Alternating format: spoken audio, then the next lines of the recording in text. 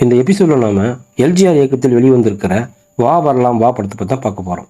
Big pass நிகழ்ச்சியில் வந்த பாலாஜி முருகதாஸ் நாயகனாக நடிச்சிருக்கும் படம் இது. பல வருடங்கள் சிறையிலிருந்து விடுதலையாகிறாரு பாலாஜி. அவருடனே இருக்கிறாரு ரெடிங் கிங்ஸி. வெளியில் வந்த பின்பு உழைத்து வாழ நினைக்கிறாங்க. சிறைக்கு போய் வந்தவர்களுக்கு வேலை தர மறுக்கிறது சமுதாயம். அதனால் குறுக்கு வழியில் செல்லும் ஒரு இடம் வேலைக்கு சேர்றாங்க. 40 குழந்தைகளும் மலேசியாவில் இருந்து வந்த சகோதரிகள் மகானா மற்றும் காயத்ரி ரமா ஆகியோர் பயணிக்கும் பேருந்து கடத்துறாங்க. அந்த குழந்தைகள் ஆதரவற்றவர்கள். அதனால் அவளுடைய திட்டம் தோல்வியடையுது. இதனால் மகானா மற்றும் காயத்ரி இருவரையும் காதலிக்க தொடங்குறாங்க.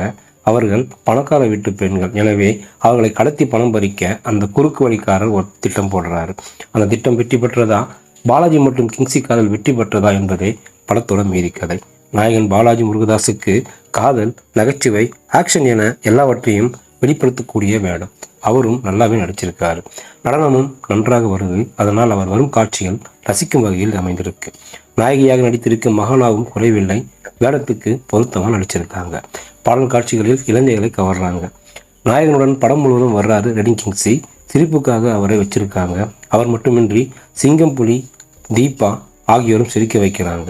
காயத்ரி ரமா, சரவண சுப்பையா, கிரேன் மனோகர், வையாபுரி, மைம் கோபி ஆகியோர் படத்தோட வேகத்துக்கு உதவி இருக்காங்க. தேவாவின் இசையில் அனைத்து வகை பாடல்களும் இடம்பெற்றிருக்கின்றது. பின்னணி இசையும் நல்லாவே இருக்கு. கார்த்திக் ராஜா ஒளிப்பதிவு செய்திருக்காரு. காட்சிகள் வண்ணமயமாக அமைஞ்சிருக்கு. பாடல் காட்சிகள் பெரிதாகவே பேசப்படும்.